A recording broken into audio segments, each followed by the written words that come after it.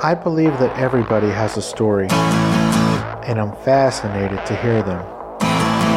So come with me as we take a walk down Fascination Street.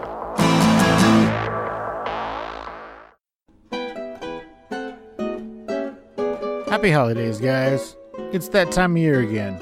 The time where everybody rushes to Amazon to buy all their shit for all their friends and family. This year, since all of you are now my friends, I'm asking you for a favor. I don't need you to send me anything for Christmas, but I appreciate the thought. What I would like for you to do instead is to do all of your Amazon shopping through Amazon. Well, that's easy, right? I'm not asking too much. There's one thing I'm going to ask you to do. To get to Amazon, I need you to go to fascinationstreetpod.com and click on the Amazon banner on my homepage. Nothing will be any different, and then do all of your Amazon shopping as you normally would. The only difference is that you're walking in through the door that's marked Fascination Street Podcast. It tells Amazon that you love me, and they throw a couple of shekels my way for everything you purchase. That's it. Thanks, guys. I appreciate it. And happy holidays from Steve Owens and Fascination Street Podcast.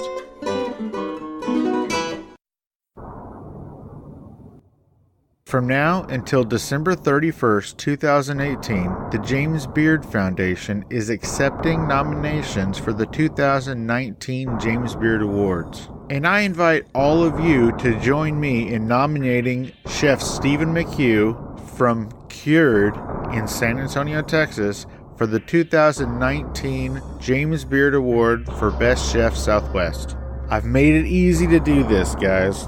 If you go to fascinationstreetpod.com and look to the right of the page, there will be a photo of Chef Stephen McHugh.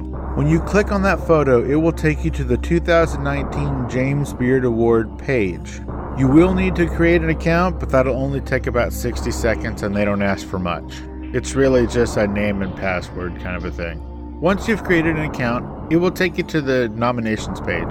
From there, you'll click on the 2019 Restaurant and Chef Awards, and then complete the submission form, making sure to select Best Chef Southwest as the category. It's that easy, guys. All it takes is 5 minutes of your time, and I would greatly, greatly appreciate it. So thank you in advance, and now let's get to this week's episode. Welcome back, folks. This is part 2 and the conclusion of my interview with four-time Olympic athlete, Jamaican Bobsledder, Winston Watts. In this episode, we talk about Jamaica's response when Winston asked them to help fund the Jamaican bobsled Olympic run for 2014 Sochi Games. And of course, we talk about how Winston took it upon himself to get the team to the Sochi Olympics. The Sochi Olympics was Winston's 4th Olympics, and he was the oldest person competing at the Winter Games. And finally, we talk about what the future holds for a 4-time Olympic athlete. Will there be a 5th time? Enjoy, guys and girls. This is part 2 and the conclusion to my episode with 4-time Olympic athlete and Jamaican bobsledder, Winston Watts. Yeah, talk to me, yeah.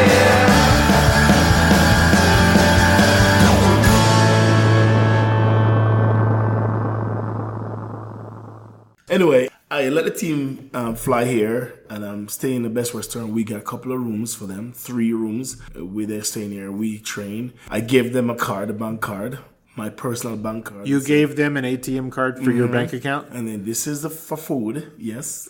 Okay. Because they're all grown men. I don't want to be there every day. Right. When they're eating and I have to pay. Right. Okay. They're not your children. No. They're grown-ass adults. So I give them the card, but I still monitor the card. Of course. And I told them, this is not a car for miscellaneous, to go shopping for headphones or stuff at Walmart or stuff like that. If you want other stuff like toothbrush, toothpaste, your toiletries, you can buy it, of course. But other miscellaneous stuff, you can't. You just have to wait until you... This card is for needs, not wants. Yes. Okay. I know they're all big men, and every 2 weeks, I give them like $500 each. Good Lord.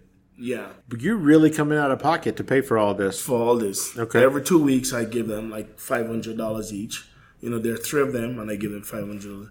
But during that period of time, you get a couple of companies around here.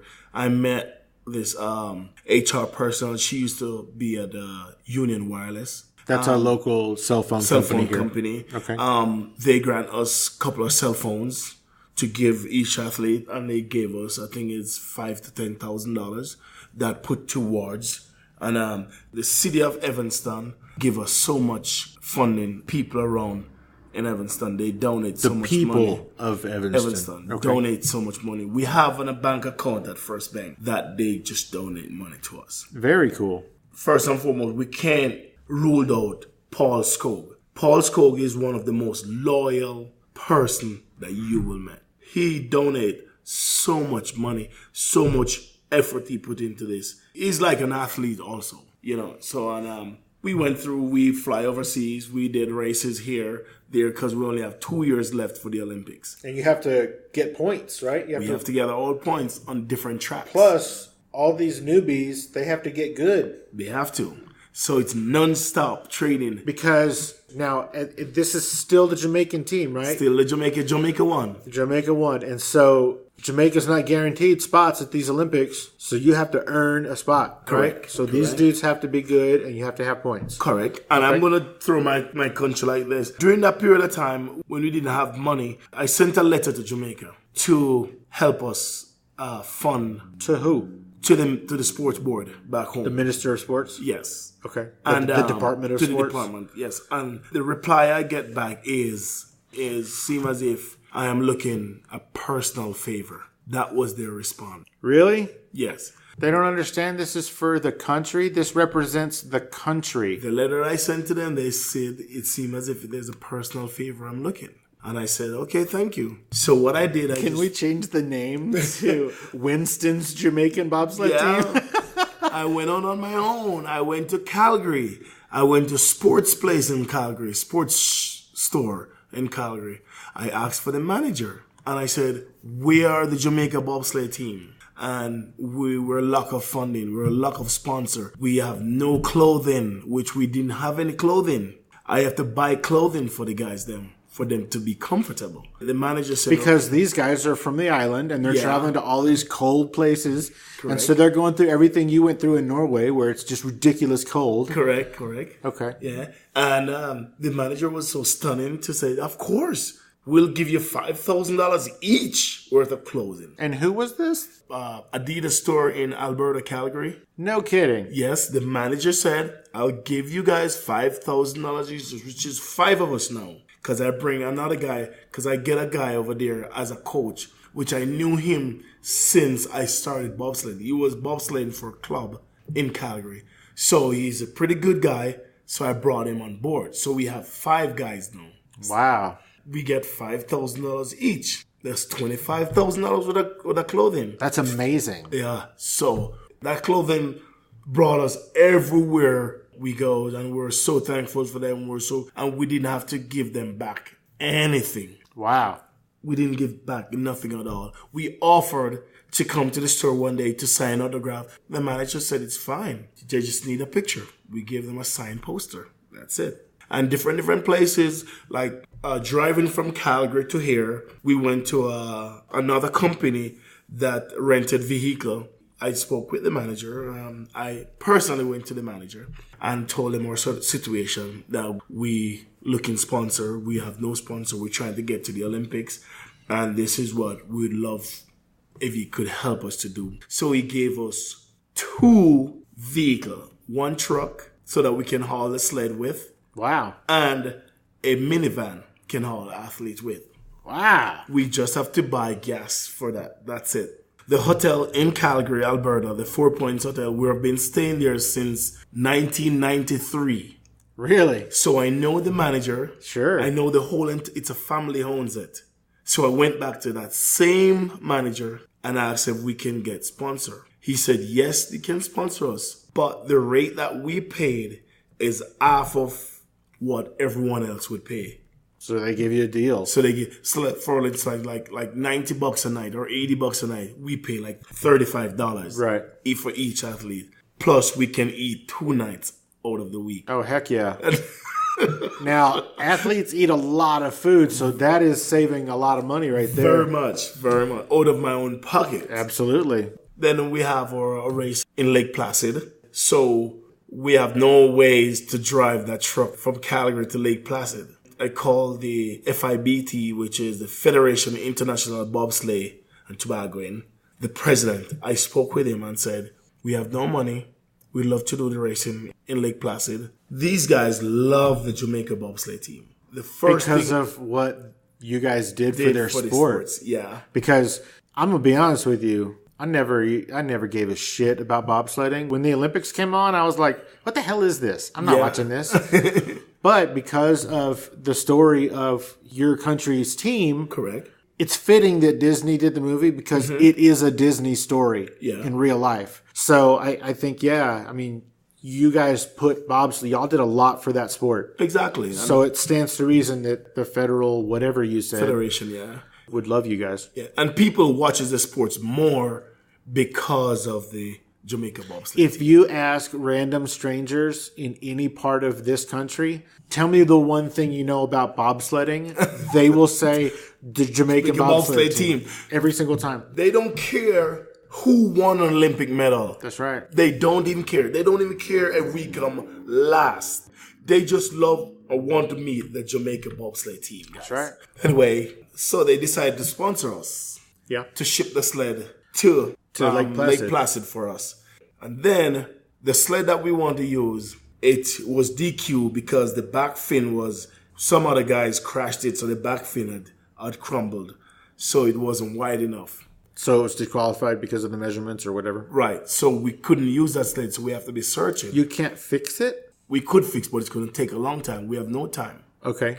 But anyway, I sat down as a little smarty and said, I know so many people around the world. So many people love me. Me as Winston.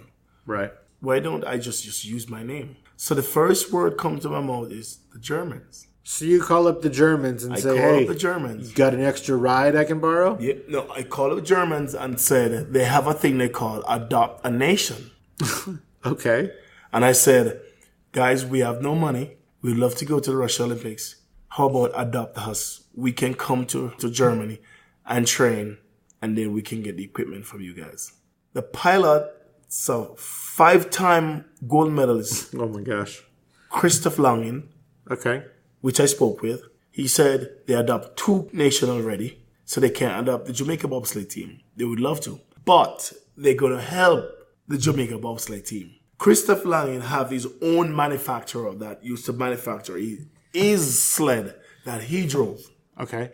So Christoph Langen had 2 sled that was just put down in a storeroom that he used over the years. To win gold medals. He won medals with those 2 sleds. Because, it's not, what do you throw them away? He retired. You just put them in storage. He retired. He just become a coach.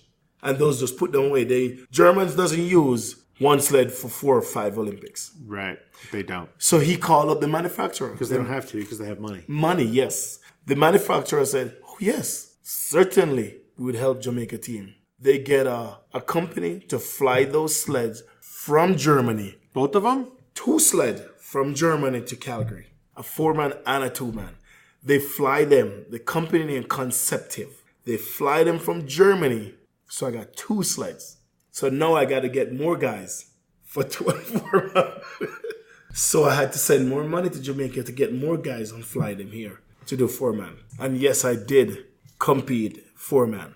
And I was doing very well because I'm the only guy do all the booking for this, booking for that, and driving bobsledding, coaching the team. So I get so drained. So now when I went to Lake Placid, it's like it was too much because that track is, you got to be fresh, you got to be focused. I heard it's the most dangerous track. It is the most dangerous track in the world. One mistake, you're done. And I crashed the 4-man. Is this your first crash? That's my first 4-man in the 4-man. Wow. First crash in the 4-man. Never crashed from Calgary, never crashed here. I was gaining so much points, 4 and 2-man. And I went to Lake Placid crash because I was mentally drained. We get a day off. We have a 2-man race the next day, after the day off. Were you scared? Never get scared. You weren't scared you were going to crash again? Never. Good. I went on top of the hill. I was the first sled off the hill. Oh, thank goodness. First sled. I said, oh, great. This guy want to kill us? Well, that's right, because it's got to be the fastest, right? Yeah. Or whatever, the newest. Right. And normally when you crash a day, you want to take another run to get it out of your system. Sure. I didn't get a run. Nice. I was the first sled off the hill the next day. And I look at my brakeman and I say, Swazi, we call him Swazi. Wayne Blackwood. Wayne Blackwood we call Swazi? Yeah. Okay. He's a big boy. Okay. What does Swazi mean? Arnold Schwarzenegger. Okay. All right. Yeah, because it's huge. That makes sense. We said, we're going to crack this. And he said, yes, my pilot. He got blood in his eyes. Oh my gosh, was he all right? He was all right. And I said, I got tears, but there's none running. That means I'm so hungry I want it. This is our last race for the Olympics. This is the last time before the last Olympics. race to gain all the points. You got to be in the top 10. Oh, shit. Okay. And I said, I don't want to be in the top 10. I want to be the first one. I want to be in the top 3. Oh, all right. Top 3, no one questioned me. We went off the hill. We were like 5 seconds faster than the whole entire world. Really? That's how fast we went. Y'all won the first The place? first. We won. By a lot. By a way margin. So it's 3 runs we have. Okay. We got 2 runs that day and 1 run the next day. All right. The next day we came second. One guy beat us. Okay. And the next day we beat him again. You came in 1, 2, and 1? And 1, yes. Nice. So being in the top 3 always. That was the last race, gain enough points for the Olympics. So we have to wait until the European tours finish and the World Cup tours finish because we have 3 different competitions. Okay. You have the America's Cup, which is North America, the European, which is European, like back, and then we have the World Cup, which is, those are the guys who have so much more money that bounce everywhere throughout the world where the tracks are. And we all fly here waiting To Evanston? a week, yeah, and to gain the results. But I was out of money then. Well, I would imagine. And I have this car, a Nissan 350Z. I wanted to sell it so that we can get to the Olympics. Because I turned to Jamaica for help. They turned me down because I still want to sell this car so I could book all these flights to Russia. I said, man, I'm qualified. I don't care what they said, you know? And we were confidence. we were like there. I was in Paul's office the Wednesday. I got a phone call on my phone out of Russia. You were in Paul's office, and you got a call on your cell phone from Russia. From Russia. That says? Winston. I can't remember the name of the person. It's a Russian name. Sure. Like this is Zubkov. Sure. It's Russian. I got to tell you this. You are qualified for the Olympics. Excuse me? So, what are you again? I work with the president of Russia. Vladimir Putin. Because the Olympics was dying down. There wasn't a team at the Olympics that everyone is going to rejoice about. Oh, we got to go watch this. And they missed the Jamaica team. So, before everyone knew that they're qualified, they called up the Jamaica bobsled team, which they called me on my phone. And that same very first day, I was going to buy a ticket, send the guys then back to Jamaica because I didn't have any more money. Right. And they went back to their hotel. I went back to my house, lay down, and I started to think. In New York, NBC was there doing a segment with the team. So Lester Colt. Lester Holt? Is it Holt or Colt? Black Holt. guy? Black guy? He's Holt. Yeah. Holt. Lester Holt. Yeah. He did a segment with us up there, and the director that directs, everything put together there, her name was Kim. And I'm a very friendly guy. I said to Kim, I would love to have her number, personal number. She decided to give me, and I did use it. I called up Kim the next morning about 4:30 our time here. Okay. And I said, Kim, I tell you what, I got a phone call yesterday stating that we're qualified for the Olympics. And we didn't have any money to go to the Olympics. We were going home. And so what are we going to do? What can you do for us? Kim said, Winston, do you want me to walk to Evanston to broadcast you? She said, I got an idea. I'll do this for you. Don't worry. Just give me a day. Kim, she put it on the air, NBC. What did she put on the air? That the Jamaicans are qualified for the Olympics and they have no money to go. That was the word. NBC throughout the world picks it up. CNN pick it up. All the big stations picks it up. And people start to donate money. This company, Dodgy Coins, it's a special coins. This is the first I've ever heard about this. Dodgy Coins. They came on board. This company that when you donate money, It's a company that it's a GoFunding company. A fundraising company? Fund, yeah. Okay. So they came on board and said they will collect all the money through them and they will give us. And their gift is give us the money. They're not going to take a percentage. So what they do, they raise money for people, for projects, and then they get a percentage, and that's how they stay in business. Right. But for you guys, they said, we're going to do all that, except we're not going to take any for us. Correct. Cool. So, and then the director asked me, how much money are we looking at to go to Russia? So my calculation, 80,000 would set us where we would want to go to the games by flying the sleds. And all of you. And all of us. And then you got to eat while you're there. Exactly. Right? Well, Olympic Village, they have food for all athletes. And the word went out. And then people started to donate money and by Thursday we did it. By Friday, it's $125,000 in the bank. So what I did is I had to went on the air again, broadcast it and try to stop people from donating because I don't want people to think that we're greedy. So you said, hey, we have enough? We have enough. Thank you. Don't send any more? People still donating, and we still end up with almost 200,000. And then Jamaica came back on board. Oh! Well, certainly. Yes. Came back on board. And for Jamaica, we have one company that clothed the Jamaica Olympic team. Once you make the Olympic team, you have one company that clothed in the team, which is Reebok. Okay. And Reebok decided to send us a bunch of clothes. Sure. Which we approached Reebok before. And say, hey, we need some clothes. And they were like, nah, we're good. Exactly. So because we have all these Adidas clothes, I didn't care. Because I'm not going to throw away what somebody gave us. We go through the years with. Adidas helped you when you needed help. And exactly. Reebok came around when you didn't need them. Certainly. Okay. When they saw it was in their best interest is when they showed up. And you have to wear the Reebok that was who sponsored the Olympic Committee back in the Olympic Village and compete in Reebok.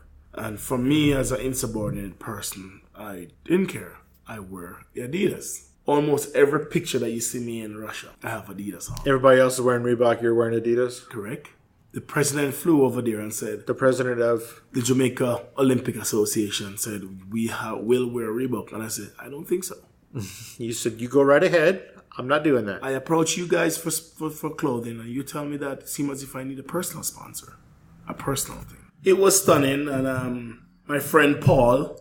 Paul Skog, he was somewhere in Laramie. He heard that we're qualified for the Olympics, which he had said, yeah, call me when you get there.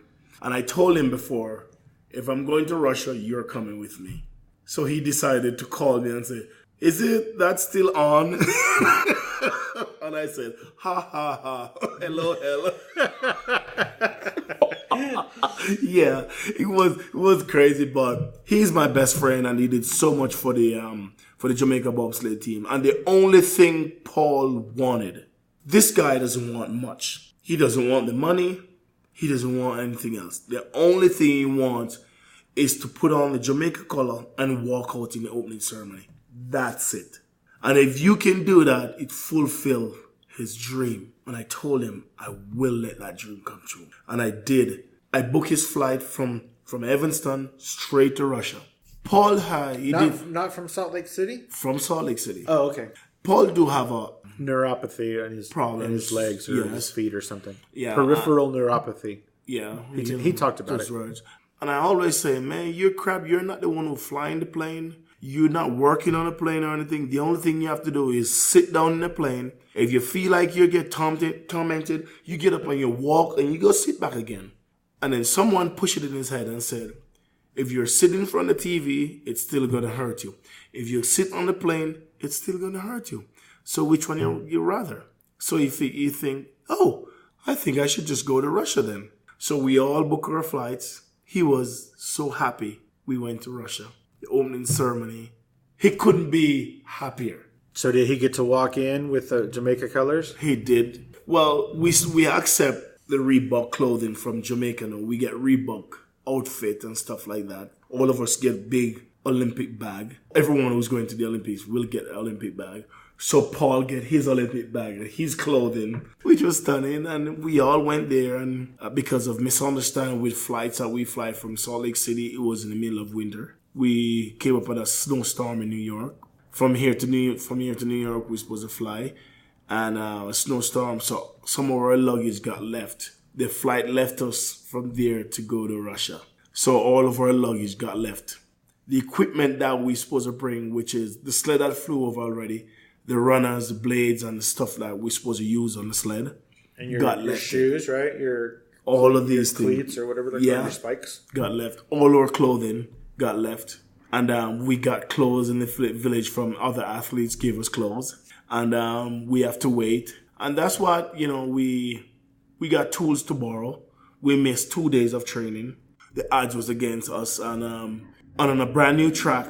For me as a driver, for every driver, it's very difficult because one, speed difference, technically, and all these things you gotta put together. And you gotta be like so focused, memorize this track. And it was very difficult for me back in Russia. I just have to grasp what I could grasp on other guys who slide on the track for those curves. Yeah, but I was 36 start number. So I came like 20, 21, 22 in the whole run. I got 3 runs. We were very happy. We were the most cheering team in Russia. People loved us. So this is 2014, Sochi Olympics. This is your 4th Olympic appearance. 4th Olympic. How did that feel to be able to be at the top of the world's best athletes again after so long? There's no word. It's like I'm not a human. I put it that way. To be away from a sports for 12 years and just get up, not training for the sports, just get out of retirement, get out of my oil field job, which I was still maintaining my body, but not lifting or sprinting for the sports, and just went right in there and sink and becomes better than a lot of guys who are doing all the sports for so many years. I tell myself that I'm not a human. Very cool. So you made Paul's dream come true. I made his dream come true, yes. That's a good friend. He is. No, you. Of course. Thank you. Making his dream come true. And I always going to be his friend. Paul taught me a lot of things because I left school so, back in the years, and we were limited of things back home, like computers and stuff like that. The internet. Yeah. Sure. I never went to college, of course. I went to high school, not spending the whole 5-6 term semester that I should have. And back home on the island, a lot of people doesn't have the great skill of the English skill, like the American English. We have our own language that we speak back home, and we speak that more than how we speak English back home. What's it called? Patois. Patois? It's a broken English. Okay. Which is, it's so different. It's like a mixture of French and English together. Because patois sounds like a French word. Yes. We speak so fast. So that's why being here and what Paul taught me helped me I got to slow down when I speak. Because if you notice, sometimes when I speak, I go so slow. And then I caught up on myself and I started to go that fast. Then you want to, what is just said? Then, I'll catch up back on myself. That is like a barrier language back home. And Paul helped me to work on that here. Paul helped me to get all that skill with computer. He teach me so many things on the computer. He gave me typing program and stuff like that. I try my best ability to learn all of these because I do have an open mind. I want to reach so far in life and I want to grasp so many things in life. I'm not afraid to learn from anyone, from a little baby right up to the top. I'm not afraid to learn. So that brings us to 2018. Really? There was, so you're all really? Yeah. Okay, so after Sochi, did you retire again? What I did is because they're recruiting younger guys. So, I'm sorry, in Sochi, you were how old? 46, 40? How old were you in the Olympics? 46. You were 46. 46 in the Sochi Olympics. 47. Were you the oldest person? I was the oldest athlete compete in Russia. You're the oldest athlete to compete in the Russia. Sochi Olympics in Yes. Russia. And I look the youngest. You do look pretty young. You do look really young. After this, I step away from the sports a little bit, but the sport's still not away from me. What I try to do, I'm not a selfish person. They try to recruit younger people now for over since 2014 to now, and I step away from it just to give those younger guys their chance. I already got not 4 chances. Well, I've been to 4 Olympics, but my God, that is like so many years, almost like 20 odd years. So I think it's time to pass it on to younger people so that they get and feel what I felt when I just started. But yet, I just can't give it up like this. It's in your blood, man. It's there, and my body is still saying, of course you can do it. And if my body and my mind said, yes, I can do it, of course I can do it. I'm following what my body says. Was there a Jamaican bobsled team in the 2018 Olympics? No. No. That is Pyeongchang. Pyongyang? Pyongyang. Pyongyang? Pyongyang. Pyongyang. So Yeah. that's in South Korea, right? Yeah, Pyongyang? there wasn't any team there. And Why? One, I did step away from it just to give the younger guys them a chance to went to that games, but they never succeeded. They didn't qualify? They didn't qualify. They didn't get enough points. Did they run out of money again? They did have a little bit of money, of course, but you got to understand that different generation comes to this team. First generation and the second generation. Now the third generation, these guys are not as hungry as us. Because you guys are trying to do something that had never been done before. Okay. And these guys don't realize what they're into. But if they figure out what they're into, there's no guy on this earth can beat them because we have the resource. We have the best athletes in the world. They just have to apply themselves. So there was no Jamaican bobsled team in 2018 Olympics? None. Do you think there will be one in the 2022 Olympics? Oh, you know what? I'm going to back up. Okay. There was the female team went out. There's a female? Female team went out. That's some history. Hold on. So there's a female Jamaican bobsled team? Yes, correct. There's a female. How long has there been one of those? They just were doing it just for 4 years. They just came out. So 2018 was their first Olympics? The first Olympics. And did they qualify? They did qualify. Okay. The pilot, she went to the 2014 Olympics, which was in Russia. With you, in Sochi? Yeah, for the U.S. bobsleigh team. So in 2014, Russia, your last Olympics so far, she was an American bobsledder. Yes. Okay. But she got Jamaican family's descent, which is, I think her daddy's a Jamaican. Okay. So she went and get a dual citizen so she could compete for Jamaica. Okay, so in 2014, she is an American bobsledder. Mm-hmm. And then 2018, she is a Jamaican bobsledder. Jamaican bobsledder. Okay. Then they went around the circuit and they got qualified. So they created history. The first Jamaican female bobsled team made it for an Olympic Games. Sweet. And then that was in history also. And how did they do? They came out top 18. Oh, that's great. I think they were 18 and was pretty good. Jasmine, she was a very good pilot.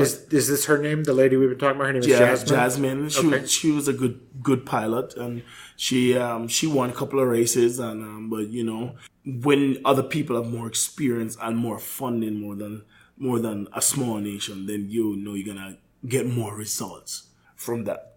So now I'm hoping they will have a female team plus 2 male team to go to the next Olympics. So you want there to be Jam 1, Jam 2, and then I guess Jam W? Jam W. What do they call the women's team? It's a jam. Yeah, the women's. It's a Jam 1 also because it's only female. Oh, okay. The female doesn't compete the same. Sure. They compete the same day as a male, but not on the same time frame. Gotcha. Yeah. Same course. Yeah, same course, same everything, but the male is just male, and then. So can they use the same sled? Or do they have to have a third sled? They do have to have a different sled because of female sleds, they have different weight. Oh, okay. Different weight from the male sleds. Gotcha. So that makes sense. Yeah, and then At the same time, when the male they're training, the female they're going to train also. So it's best for them to have their own sled. That makes sense. And then, guys are bigger than the girls. The seats gotta adjust the sled, adjust the steering. Each driver drives different. Sure. So it's so much mechanicism that you have to recalibrate and all these things. And time factor is a hell of a thing when you goes to Olympic game. You got to minimize the amount of work and stuff that you have to do to your sleds. So I'm hoping the next Olympics is, what are we, 14, 15, 16, 18? Oh my goodness. 2022. Yeah. So it's 4 years from now. I'm hoping that I get out of retirement again. So your goal is to be in the 2022 Olympics? That's my goal. Where are they? Do you know? In China. They're in China? Yes. In Beijing or Beijing. what? I think it's Beijing. Yes, Beijing. Really? Yes. Okay. I'm hoping I made that. Are you going to try to be in the 4 or the 2-man? The 2-man. I'm hoping to do the 2-man. Maybe if we got enough athlete to do the 4-man. Okay, so besides you, can you say any other names that you think might be a part of that team? I have no clue, but I'm still going to look at the guy who went to the 2014 Olympics with me, Marvin Dixon.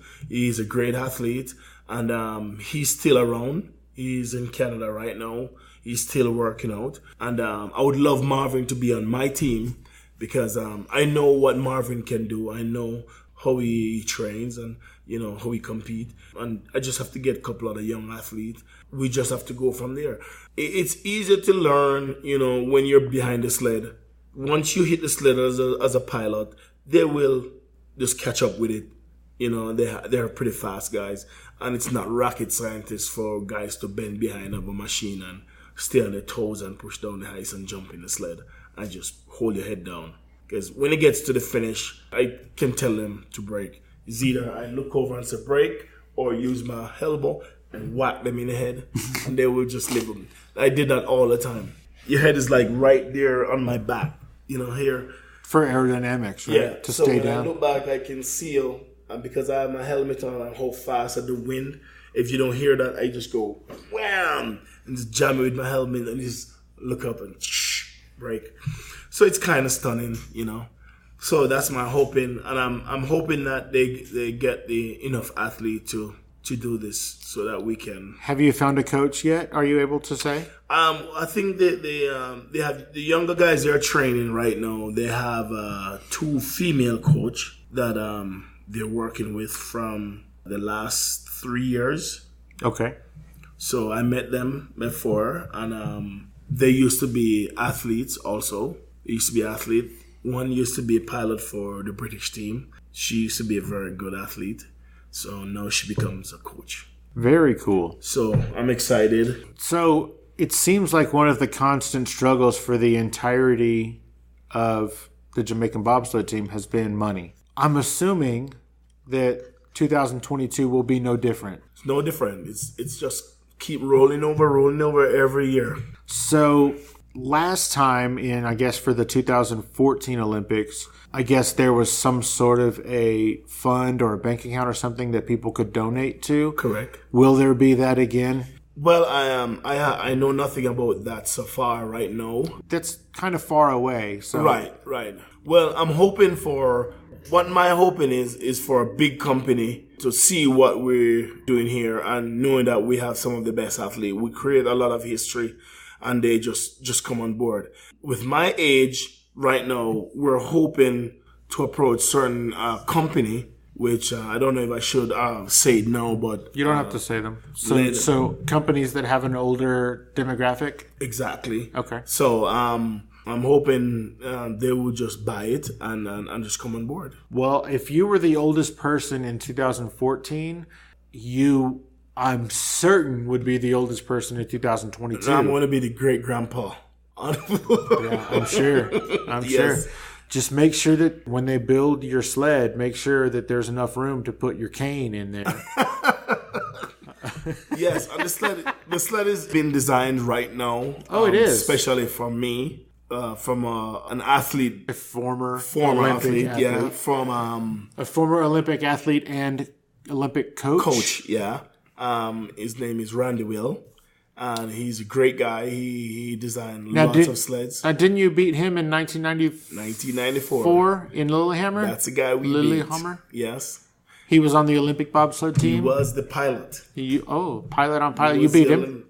But I was the brakeman then. You were? He was the pilot. Oh, okay, So cool. I was a rookie. Gotcha. But we still beat him. And then I believe he went on to coach the skeleton? Yes. Now, he coached somebody, Jimmy Shea. Jimmy Shea. And Jim Shea won an Olympic medal. Gold medal. Yes. So, does the coach get a medal too? Or do they just get a thanks? The coach gets the Olympic ring. Oh, they get a ring? Oh, that is so cool. Sounds awesome. That is so cool. That's very cool. I saw him the other day. He had like 3 rings on his finger to 4 ring. Olympic ring. And really? I said, man, I never get anything like that. He got all those Olympic rings? All the Olympic rings he got. Why? Every Olympic Games he's been to, he got an Olympic ring. As a coach? As athlete and coach. How come you didn't get rings? I don't know, because we're a poor country. So it was the U.S. got him a ring. Got him a ring, yeah. Sort of like when the Spurs win, then the team buys a ring for everybody. Okay.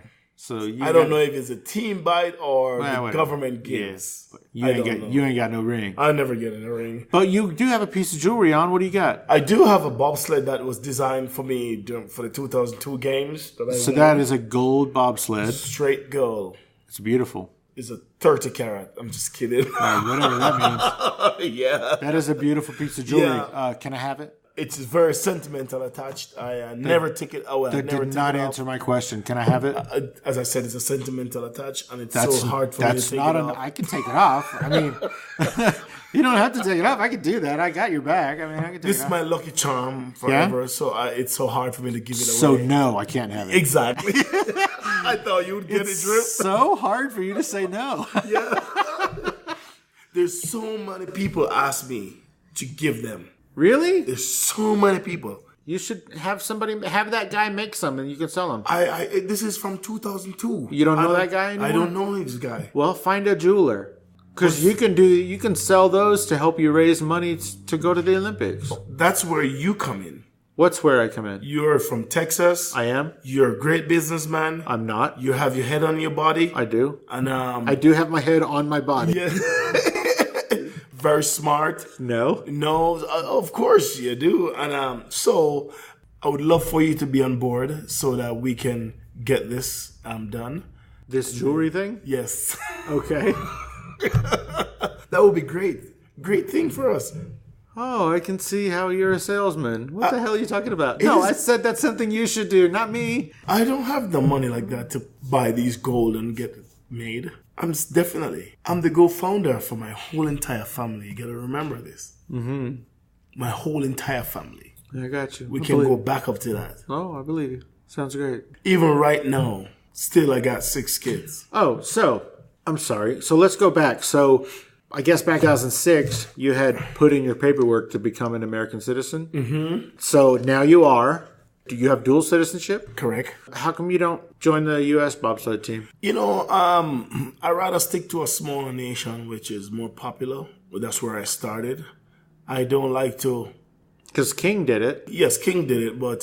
For Canada. Yeah. But I was exposed, and I did have a job back home. I went to school, more schooling than King. So my education was way ahead of a lot of people back then. And although I'm still dumb. So, that's how I look at myself. And then people will correct me. I'm serious. Well, you didn't get no correction from me. That means I'm dumb then. Dumb and dumber. So I said to myself, I stick to my nation. At one point, 2007, 2008, I joined the U.S. Bobsleigh Federation. Why? Because I live here in Evanston. Park City's right there, and they train down there. So you can go down there and be a part of... I went down there and trained with them a lot. I slide with them. You do still? Yeah, I stopped with them. But okay. I used to slide, be a brakeman with them. But cool. I never continue. Right. Because everywhere you go is politics. So, because I'm not a politician, I'd rather stay away from... Hey, how come you don't go be a politician in Jamaica? You have, you're famous there. You're very successful. You have your head on straight. I know a lot of people do that. Like, what's his name? Pacquiao? Isn't he like the governor of the Philippines or something? A senator? He's something. A lot of people do that. Why? Have you thought about that? Well, there's a lot of things that's not for a lot of people, right? Well, you did say you're not a politician. Exactly. So I don't think I'm one of those people who should become a politician or cut out to become a politician. Gotcha. We didn't talk about this during your story, but you're from Jamaica. You lived in Jamaica for almost all my life. So 40 years, 50 years? 40, whatever. 40 years. Let's say 40 years. Yeah. So earlier we said if you ask any stranger what they know about bobsledding, they would say the Jamaican bobsled team. Correct. Well, if you ask any stranger what they know about Jamaica, they're going to say weed. Yeah, lots and lots and lots of marijuana. Tell me about all of the marijuana you have participated in. Oh, well, you know what? Yes, of course. They produce it back home. They do produce it, the hell out of it. I was in the military. You were? Yeah.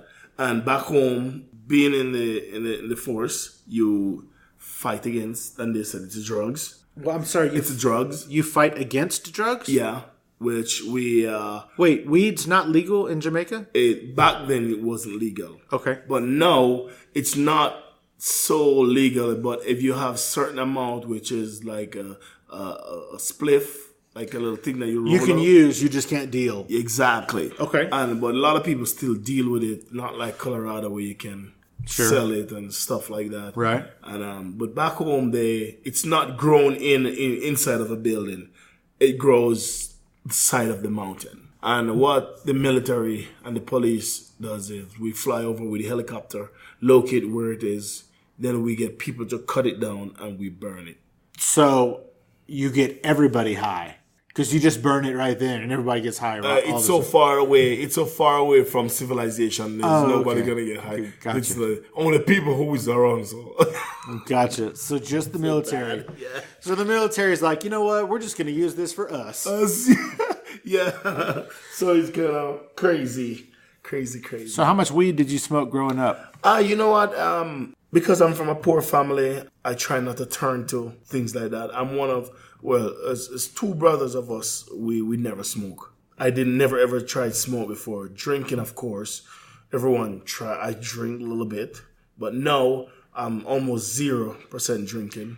And no smoking. I never ever smoke in my life. So do you think that not smoking has helped you with your aggressive drive to become a world-class athlete? Yes, it does. Because if I can control myself not doing what a lot of people on the island does, this helped me so much in day-to-day living and my goals to where I'm at right now. You never know where I would be if I was smoking. I could go crazy. I could live on the street because a lot of people smoking and they go crazy. Yeah, because their head can't absorb it, And it's just like medication. You take some medication, your body reacts to it. And I wouldn't know where I would be if I was smoking. Maybe I wouldn't be doing this interview with you. So, I made a commitment to both myself and to both the stronger person above my head who guide us. And when I see my mom and my dad, how they struggled to work for us and to put so much food on the table for us. And I said, you know what? I don't want to do things out there to jeopardize. And I've never seen my daddy doing this. I've never seen my mom doing this. So they're my role model. You don't want to disrespect them. No. I'm from a really bad community back home. And I always tell people, I don't bring the community with me. I leave the community alone. Leave it, let it stay there. And I go and start a new page. So that's why I'm here. I'm open for every commitment that people tried. I tried every solution that people have to put forth to me and for me to learn. I'm so much open to it, even up until today. If someone come here want to teach me something, I'm open to learn it. Doesn't matter if it's bad or good. I'm old enough and I have enough experience to know if it's a good thing for me or if it's a bad thing for me. Then I can make that decision because of the exposure I get being a member of the Jamaica bobsled team. Nice. Are you on social media? Do you have Twitter or Instagram or Facebook or any of that where people can say hi to you? I do have Twitter, yes. But, older folks is not so good on Twitter, not on Snapchat and all these things. Facebook, of course, I got a Facebook where a lot of people can be my friend. It's just Winston Watt on Facebook. Yes, Twitter is there. It's just Watt4, the number 4. I still can help myself, but not as good as some people. Number 4, is that your number, your jersey number? Number 4 is because I did have 4 kids then. Oh, now you can just say it's because you have 4 Olympics. Right. Now I can say that. Correct. I can say because of 4 Olympics, yes. And I still do have that. I'm open for everyone to be my friend. Yes, of course, I will. If they send me a request, I will answer. I don't take things for granted like that. Cool. I take pride in whatever I do. Okay, well, Winston Watts, as we are winding down, is there anything that we didn't talk about that I didn't ask you that maybe you wanted to talk about? Oh, man. Is there anything we didn't cover? The only didn't cover the Jammin Jamaican used car dealership on 1125 highway. Don't stop. Do it. We didn't cover what? You didn't cover the deal at my little used car dealership, Jammin Jamaican used car. I name it because of the Jamaica bobsled team named Jammin Jamaican used car dealership. It's on 1125 Highway 89 North Suite A, Evanston, Wyoming. Zip code? 82930. 82930. Now, you started to laugh when you were promoting that, but the way that we found you is my wife bought a car from you. Definitely. She heard about me from my best friend's wife, Paul. She was delightful and so excited to meet me, and I was the same way with her. The reason why she was here in Evanston, as you know, it's a special assignment she came here for at the state hospital. It was so stunning for me not to meet her at work. Because you also work at the state hospital. I also work at the state hospital. And it was so stunning for me, and it was very good for me not to meet her at work. Because that connection that we were so connected, I'm so happy that we met away from work, so that we don't have to be talking about work. We talk about cars, about me, and when I elaborate to her, she can't get enough of what I have to say to her, And I'm happy to meet her and to have her. I tell her to have her as a friend. Even if she leaves here tomorrow, she's still going to be my friend. Because she's very, very, very nice person. Cool, thank you. I like her as well. I don't think you should like her. No? I think you should love her. Wow. I'll just whack you with this. All right. Thank you so much, Winston Watts, 4-time Olympic athlete, world record holder for the push start. Well done, man. More power to you. Can't wait. And also, I'm assuming it's a record that you're the oldest person to compete in the 2014 Sochi Winter Games. Yes, sir. Congratulations on everything that you've done. Everything that you will continue to do, because you have this drive, this insatiable, unstoppable drive to be better. It has served you well, my friend, and I'm sure it will continue to do so. I look forward to seeing you in the 2022 Olympic Games in China. And thanks for having me, and thanks for, to put up with me here. Although I'm not as good as some people who do interview, I'm very thankful for everything that happened here today. I got to put in that little smoke in it. You're hilarious. I hope that we did pretty well on that. Hey guys, this is Steve Owens from Fascination Street Podcast here with a very important message. I'm awesome. I bet you thought I was going to say something else, but nope. What's important here is that I am awesome. I started this show because I truly believe that everybody has a story, and I'm fascinated to hear those stories. In the short time I've been doing this show, I've interviewed actors, directors, writers, inventors, podcasters, musicians, pro athletes, Olympic athletes, actual war heroes, even a Bond girl and a luthier, whatever the hell that is, and of course, regular people. From people who wanted to be stars but never gave it a real try, to big company CEOs and people who got to meet their favorite president. I love getting to meet and speak with people who have a story to tell.